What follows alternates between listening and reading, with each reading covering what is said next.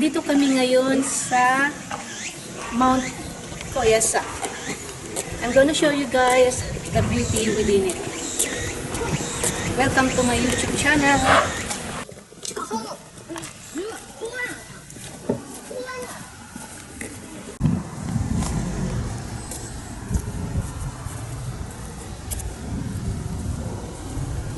Welcome to Mount Koyasan.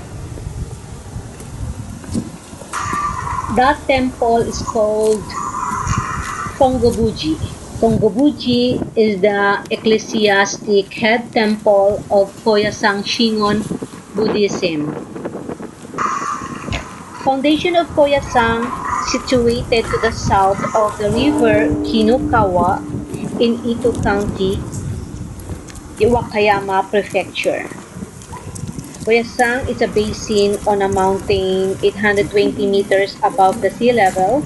It was granted to Koboda Ishi as a place of meditation by the imperial court 1,200 years ago. Practitioners at Koyasan endeavor to identify themselves with the Buddha by spiritual unification. Koboda Ishi sent his disciples to explore Koyasan since 816. They cleared the present called Danjo on Mount Koyasan. He planned to establish not only a monastery, shrines of guardian divinities, but a grand stupa. But it was extremely difficult. Monastery Chuin was the residence of Koboda Ishi and his disciples. This is Toto or Eastern Stupa. This pagoda was completed in 1127 at the wish of the retired Emperor Shirakawa. The main deity enshrined is Bikiranos Nisa, who is flanked by the two wrathful deities Akala and Talolokya Vijaya. The pagoda had been rebuilt in the Edo period, burned to the ground in 1843, and the present building was reconstructed 140 years later in 1983. Sangmaido or Samaidi Hall, National Historical Site. The poet Sagyo relocated and constructed this building here along with the Edo in 1177. The existing structure was rebuilt after the Great Fire of 1843. The slope in front of the Daido is called the Ido Saka, and it is said that to the east of the slope, Sagyo lived in a temple called Ryoza-in.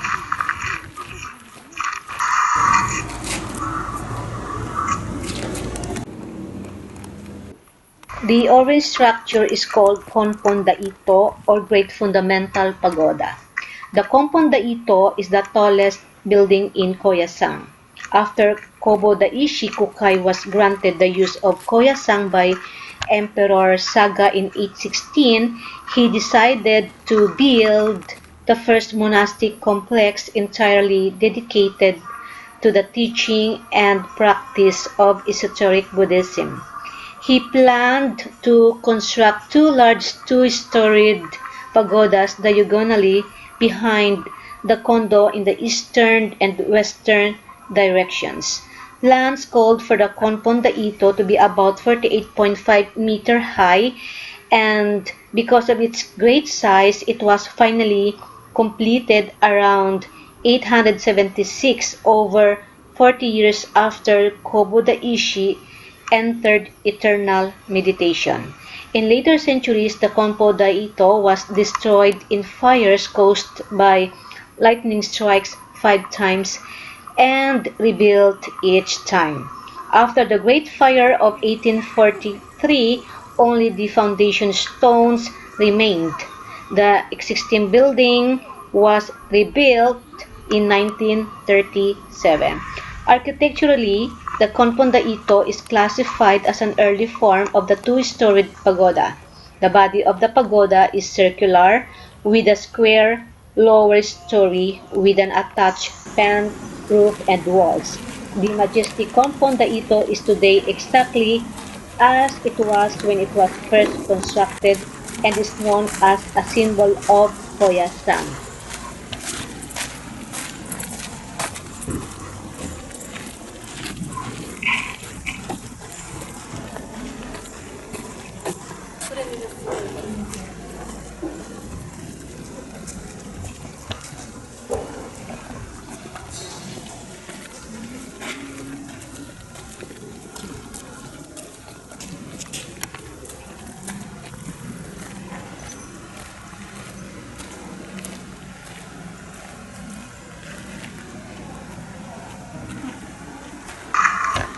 According to a tradition, temple was built by Bishop Yosho according to the vow of Princess Hachiyo in 1197. Though the exact date of construction is unknown, it is supposed to date from the later Kamakura period. The altar is at the back of the inner shrine. The roof has a slope. The whole building is reminiscent of the style of the residence in the Heian period. That base is the shrine of the divinities and the nose. Shrines are dedicated to Goddess New, God Koya, and minor divinities.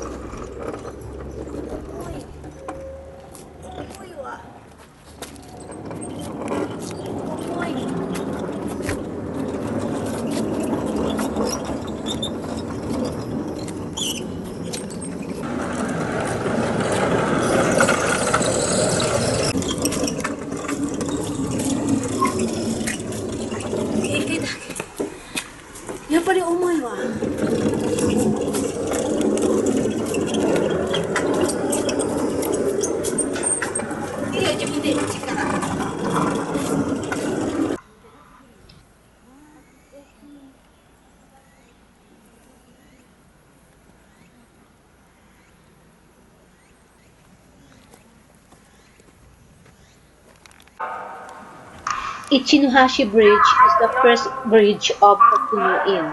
This bridge is the entranceway to the sacred precincts of the mausoleum of Kobo Daishi Kukai.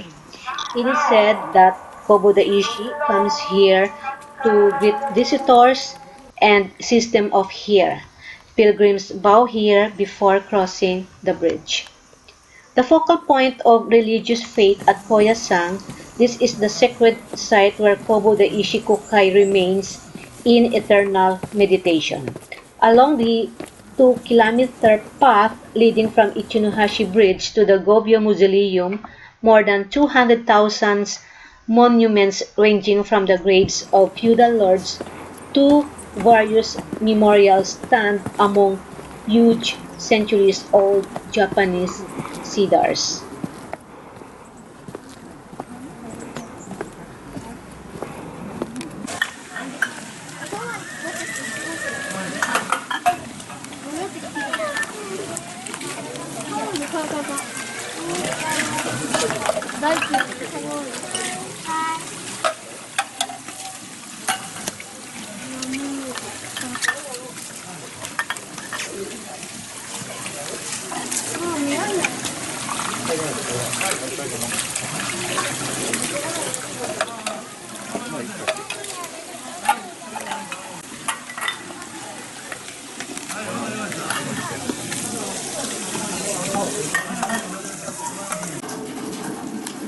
Starting from that bridge where you can see the sacred temple, cameras are not allowed.